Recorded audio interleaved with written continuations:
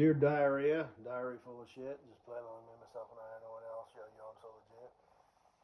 Hey, sweet, sweet Katie Boo. Um, you know, don't play too much into this, because I never had any intention of, following through with anything anyway. Um, this is just some stupid thing that I do. I know Fucko is still out there. I know she's, following me.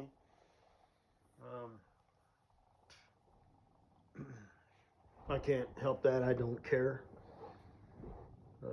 As far as Mrs. Butthead, like I said, I don't really care. At the end of the day, whatever. It seemed pretty, whatever.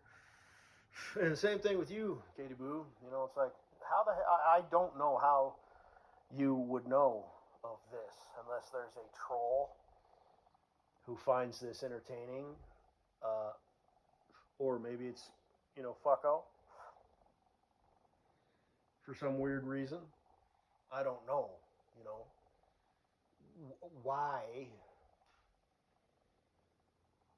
you would know of my existence, on YouTube, my social media presence. And what is reality anyway? There's always that. But it sure seems, sometimes there's been things in the past, so, I mean, so. But, at the end of the day, it's all nothing. So just relax. Don't stress over anything. You know what I mean? I mean, I know sometimes I get kind of hyped up and this, that, and the other, but that's just kind of how I do. I'm not behind that. I guarantee you. You may or may not believe that. You can say, "Oh, well, you're just fooling yourself," whatever. No, I just But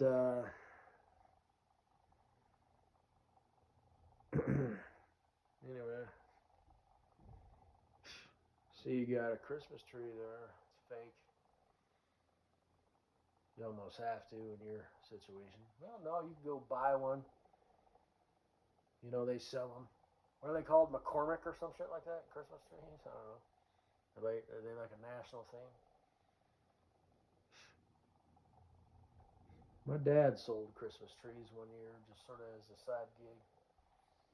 I don't remember, I guess you buy the Christmas trees, wholesale, then hike up the price a little bit, I guess. I don't know. I think he did pretty good. I mean, Christmas trees is one of those things where it's like, you're driving along and you're just like, oh, okay, I gotta pull in. It's Christmas time. Oh, there's a spot. You just sort of kind of, keep an eye. You need a Christmas tree. It's one of those things where it's like, okay, they're already cut, and they're in. However, you keep them, moist and alive. Keep them in a bucket of sand with water in it. I don't know. And then they like bundle them up with string, so they're, and you just, bungee it to the roof of your car, or, anything, and take it home. Real Christmas trees, I mean, they smell terrific in the house.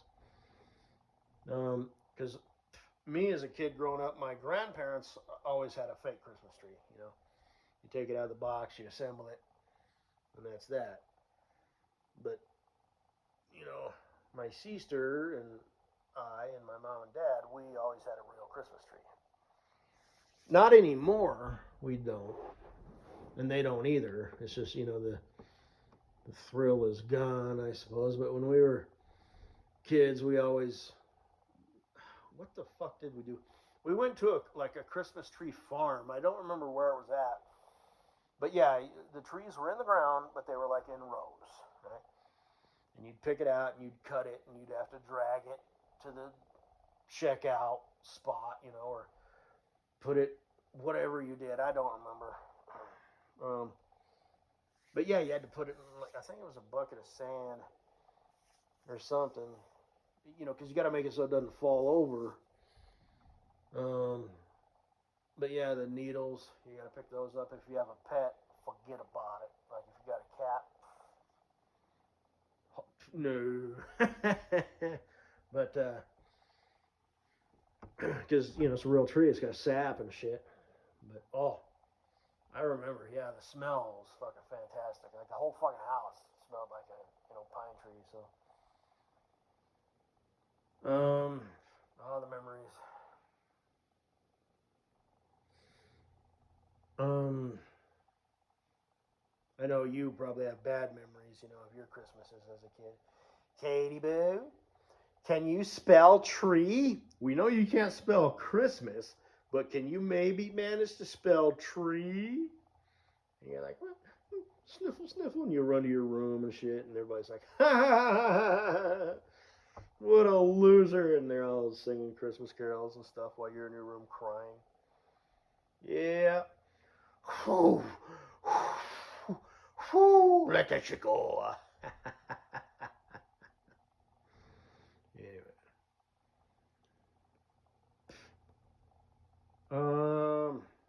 I don't know. Maybe you had some serious trauma. Maybe it's all just laughable. It's funny that you mentioned that in that one video. Oh my god, that was cute. I got second place in the spelling bee. I went to Disneyland. What the fuck? Who remembers shit like that with any like clout? You know what I mean? I got first the dare essay. I got first place. You know what my reward was? Had to read it in front of the entire fucking 6th grade class after school on a Friday night with the entire 6th grade and all of their parents. That's what being number 1 means, Katie Boo. Be glad you're just number 2. An honorable mention and go away.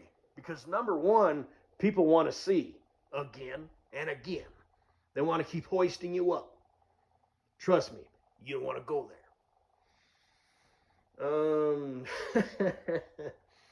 Don't remember any faggot ass spelling bees.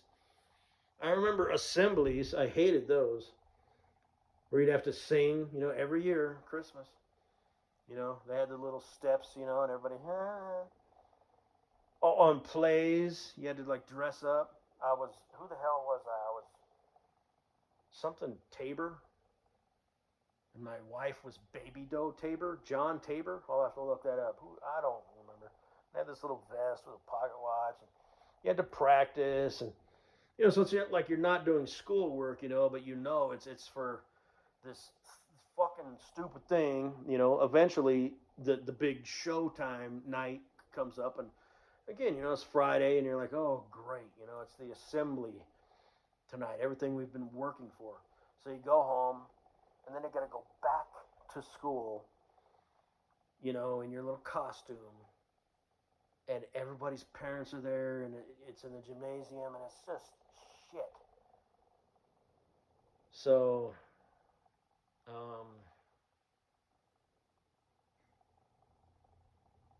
anyway, show and tell. Did you have that as a kid? You probably got laughed at because everybody had something cool, and you're like, this is my little thing, and it's something that like had meaning and value to you, and everybody's like, that's stupid. Little miss, 5-head, Katie Boo, everybody laughing at you and shit. Yeah, was that you? Was that your childhood? That's funny. I mean, that's cute. Anyway, hey, I got a fair, I got picked on, but I also did a little bit of picking on myself. Nothing crazy, but sometimes I was the bullied. I hesitate to say I was ever a bully. I think the worst thing I did is I gave a kid a wedgie so bad that I ripped his underwear off. Like the band broke. I lifted him off the ground, I did that in middle school once too. I picked up a kid and slammed him against his locker. But threw a kid down some stairs once too. And he got up and he ran up, and I remember I grabbed his shirt. And this is all like kiddie shit that doesn't even count. I grabbed his shirt and pulled him up close, and I said, "Stay down," or whatever. remember at hockey, it was a hockey school one time. This kid did something, and I was probably like 14 years old or something. You know, all this kitty shit don't count. And I remember I pinned him against the ground, and I had my, or maybe this was I don't remember, but at some point I had a kid, you know, pinned against the ground with my foot on one shoulder and my knee on his other shoulder. You know, and anyway, but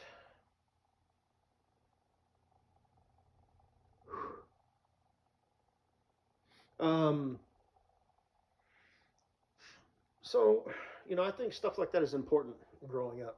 As an adult, the game changes. You know, now you've got, you know, as a kid, you know, if you get in a fight, you know, quote unquote, either nothing happens, you might get in school suspension, you know, for 3 days, you might get sent home for 3 days. Nothing really happens, you know. Um, I think I did get a.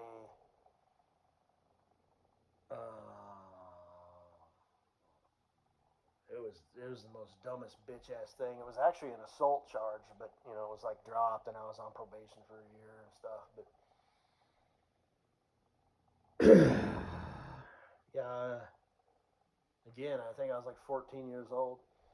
That was a pivotal point in my life. You know, I had a lot of talks with my dad at that age where he would tell me, you know, you keep going down this path, you're gonna end up in jail. And you know, he would always tell me, you know, you think you're tough, there's always someone tougher. You think you're smart, there's always someone smarter, you know, and stuff like that. And then, yeah, yeah, like when I turned 16, it's like the game kind of changed. I was like, I wasn't a goody two shoe, you know, but I stopped doing that. And then all my other, you know, friends that I hung out with and stuff, you know, they started getting into petty shit, you know, and petty ass, you know, like weed and shit, and, you know, running with the wrong crowd, you know, just stupid shit. But and again, this is not like hardcore hood shit, you know. This is, you know, suburban white kids. I mean, when I say suburban, I don't mean like the burbs suburban, you know, because I grew up like in a starter neighborhood where the houses are cheap. But uh, anyway, I'm kind of digressing, going all over the place. So, you know, I gotten, you know, well, because high school wouldn't accept me. Um, I guess they saw the writing on the wall. They were like, "No, you can't come here." So they sent me to a school for fuck ups, and there was probably only like 20 of us in total, ranging in age from like 12 to 16. Um, and we had like levels, and you had to like sign off, and there was text, and sometimes people would. Well, when I say text, basically I mean people that would restrain people. They didn't have, um, you know, metal detectors or anything, but you know, every now and then you'd be walking from one class to another, and you know, some kid, they'd have him held down, and he'd be like, "I'm gonna fucking kill you, get off me," and all that shit. Um, they had something called time out of program, which was basically just time out. I only made it in there once, and I swear to God, I don't remember what for. But yeah, he had different levels, and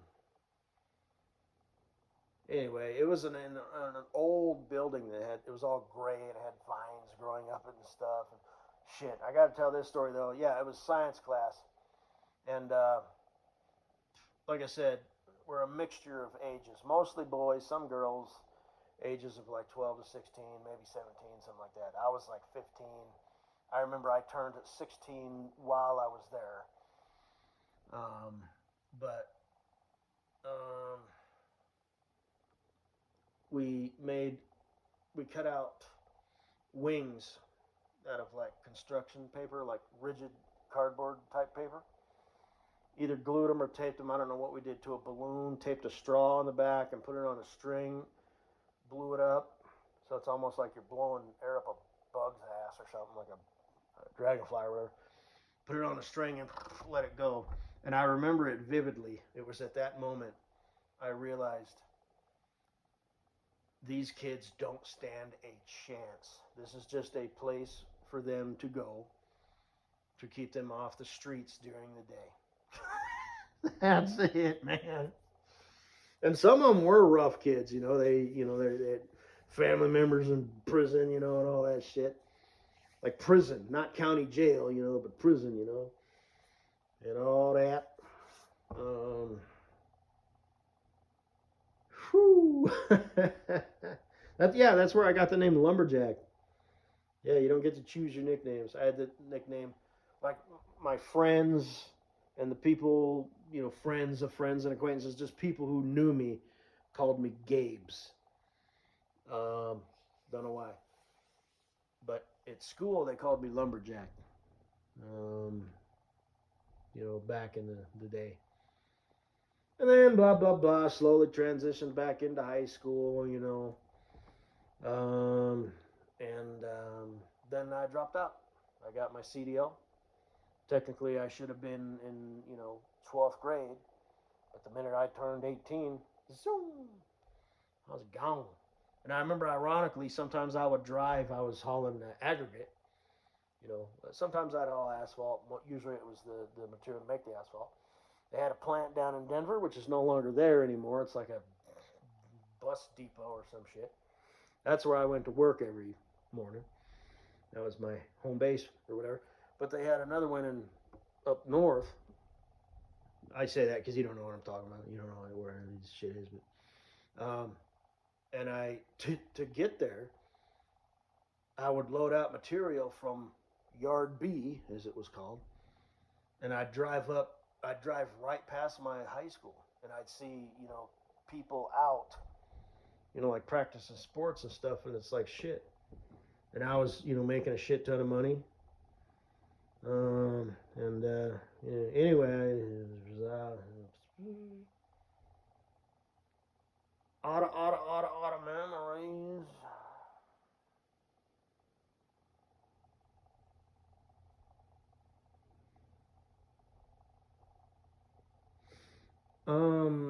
What else was I gonna say?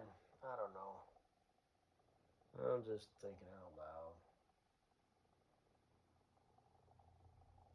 I was talking about. Oh yeah, Christmas trees and all that. Yeah. So this is the part where I would usually say, "Oh yeah, our kids are going to, at least for the first few years of their lives, even though it's a pain in the ass, they're going to get the real Christmas tree experience." You know? And I remember as a kid, you know, like the living room was all lit up and stuff. And, you know, you'd be in your own room, you know, so you couldn't really see like the Christmas lights and stuff. Because, you know, they were just like on the front of the house. But you could have some sort of little like mini Christmas tree in your room, you know, that was lit up, you know. So as a kid, shit like that is cool, you know. It's like you've got this different thing going on.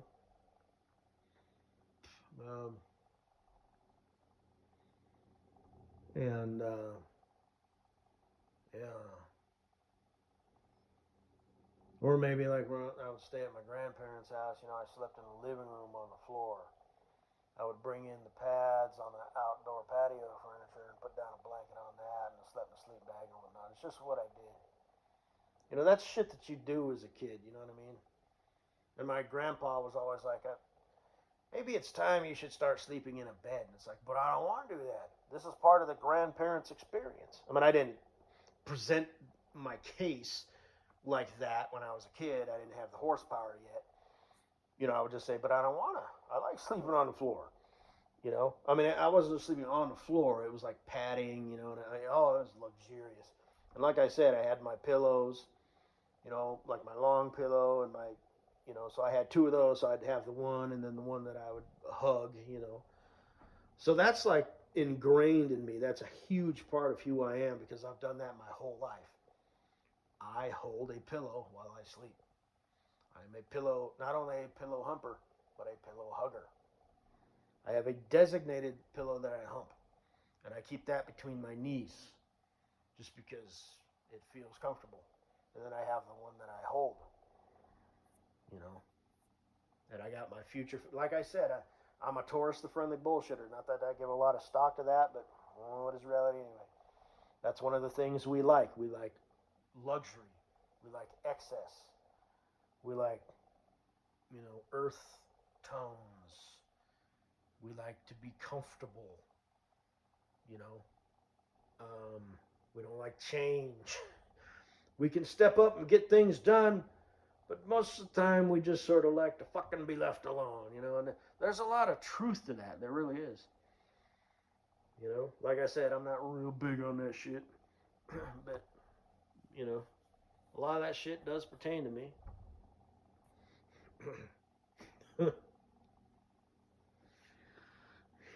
um, but one of them though that's complete and utter bullshit is like, I think one of the qualities, because they have like things they have like bad traits, like they're possessive, they're jealous. No, not this one. And then there's another one like positive traits, like they have to complete everything they start almost to a fault. Nope, not this one. So there's some things that are inaccurate, but there's a lot of stuff that is accurate. And then you apply it to all the other stuff, because I've said that before. It's like, well, shit, you could half the shit with any of them would apply and half of it wouldn't. But then you read it and it's like, no, that's like not even in the ballpark. But the Taurus one is at least in the ballpark. There's a lot of shit that is like strikingly accurate. So, but